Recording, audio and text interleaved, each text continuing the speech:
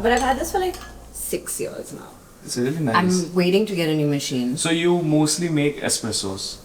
I mean, I make this and then I put milk. I make a cappuccino basically. I have a frother, which is there, washed. Okay. And so I always do milk. I can't do black coffee. Always do milk? So how do we make milk? What milk do you have? I have normal milk. You have? Yeah. Sorted. We'll try something. I mean, you make whatever you want, actually. No. So I'll make you a little stronger one today.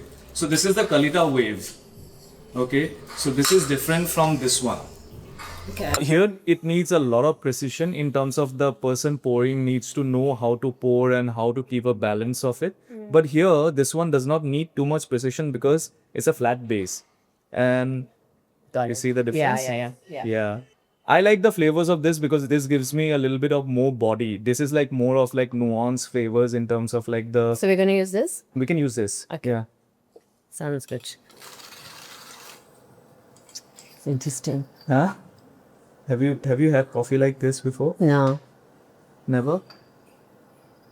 So you see this? Yeah. It's like quite fine. Yeah. That's too fine? Yeah, too fine. So I have to Oh, you have a grind grind down to make it a little coarse. I like medium bodied like coffee. Like I like not super strong, but I like because I add milk, I don't like it to be too light, right? So when it's like I like a good cappuccino. Not normal black coffee outside is just not how it should be. You know what I mean? I'm presuming you're going to make a really great one. But when you go to any coffee shop, it's just really difficult, like to get a good black coffee without it being too bitter, too strong. Even cappuccinos are difficult. There's only like maybe 1 or 2 spots, including yours, that are really nice. Like I like Bai coffee. Yeah. I like your coffee. I can't think of anywhere else I get coffee from. When did you get to Goa, by the way? When did I move to Goa? Yeah. 2016. 2016. Okay. In a while. And from? Delhi. Delhi. Yeah. Every time I go away from Goa, Goa pulls me back. Has it happened for you often? I travel a lot. So for me, coming home is like, it's the best thing ever. But yeah, I do miss Goa unless I'm abroad. Otherwise, when I'm in India and traveling, yeah, there's nothing like Goa.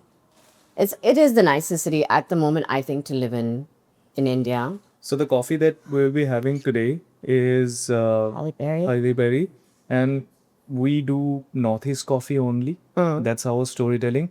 But one exception that we made for this, which is from South India, is because of women-led estate. So as you know that in Alag, I am the only man. So because it's women-led, so it just resonated well with our whole ethos. The first pour, it's called blooming phase. So the coffee blooms in this phase, like all the gas and everything is released. And then you go for the next pour. And you see how this is rising up in the center. Yeah. That also shows the freshness of the coffee. Okay. So this coffee you would not recommend to mix with milk? Yeah, not this brewing style. You see the bubbles? Yeah. That's actually nice. I didn't have bubbles. Gonna have to make yours again then. It's also looking so much darker. Yeah. Just Gorgeous. Thank you. Whoa. That's very flavorsome. Is that the right word? Flavorsome?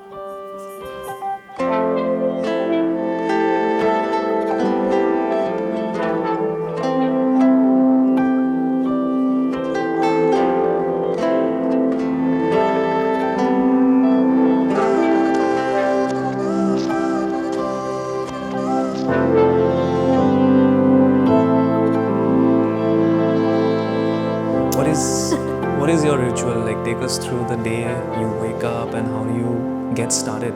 So I'm up at about 7:30, and I mean the first thing I do is obviously wash my face, as everyone should. Rose water, ice roller, very important. Well, I put on the coffee and then I try and sit to meditate manifest, gratitude, all that sort of stuff. And sort of set an intention for the day. If I have some time in the morning, I'll do some yoga and stretching. Otherwise, I journal. And if I'm not working, then I go straight to the gym.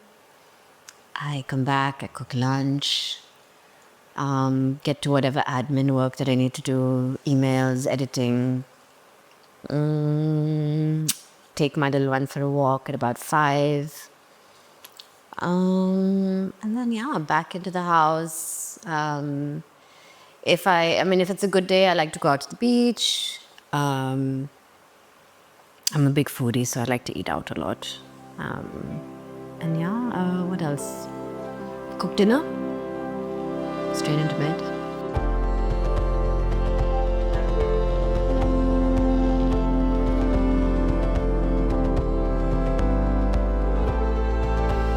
It's a slow start to the day, usually. Yes, when I'm home, when I'm here in Goa, things are very slow. There's no schedule that I need to be on unless I am doing, unless I have things planned. Like, How do you maintain your calm when it gets like hectic after hectic consecutive days? I feel like being, like solitude is a big thing for me. Being by myself to process everything is really important. I mean, there are times that I can be very social, but it's very difficult to do that in between all this. So the calm is just to, keep, again, routine. As much as I can be in my routine, I'm very comfortable, as long as I'm exercising. Sometimes I'll exercise just for my mind. It's not even my body that wants to do it. But in order to, I think, work a certain part of my brain into just being, like you're saying, like the sort of calmness, I will either do yoga or I'll walk or I'll go to the gym. I may not even like exercise properly, but it's just more for the head. So, if in the whole day, if you have to pick one singular thing to take it with you, even during your travel, even when you are not home or you have like a busy schedule, what would that be? You mean like a A ritual. ritual? Well, I guess something I practice without fail every day is like at least a 10-minute grounding meditation to figure out what it is I want from the day, and obviously what I want from the near future. But I think that really helps me sort of come back to my purpose every day. It's just to remind myself, okay, today this is what I need, this is what I want. Very blatantly ask the universe. Yeah, and I think just showing up with gratitude every day is kind of like, as cliche as that sounds, it just really makes a difference to the day. Because we take so much for granted.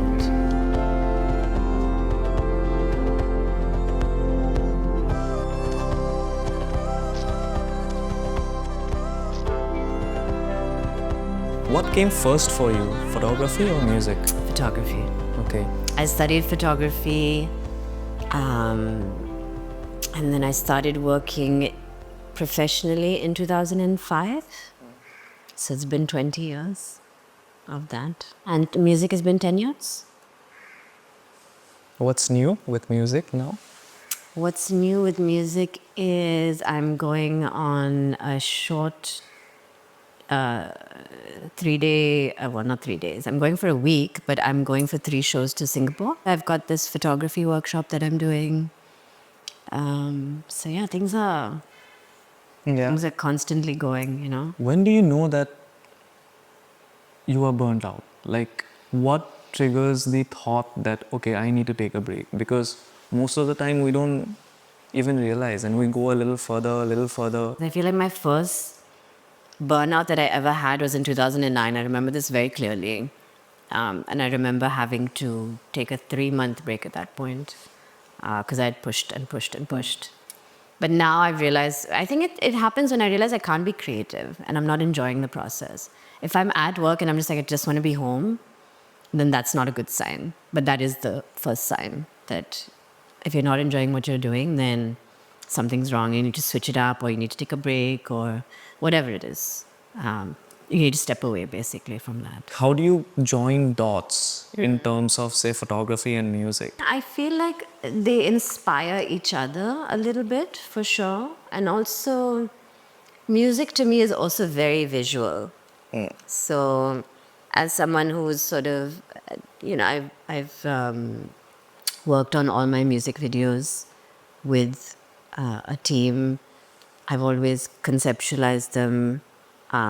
So it also involves a lot of photography. It also involves videography. So that's one aspect where I've managed to combine both the worlds. For me, the two go hand in hand, in professionally, non-professionally. Like these are the two things that I always have on me. Yeah. You know? You like working with a team, or you find yourself the most productive when you are doing everything on your own? It depends what I'm working on. It really depends on what I'm working on. I know where my shortcomings are and where my strengths are. I wouldn't say shortcomings, sorry. Strengths and what would you say? The other? Weakness. Weakness, correct. So I do like working with people because I think that, two minds are better than one. If it's something very personal,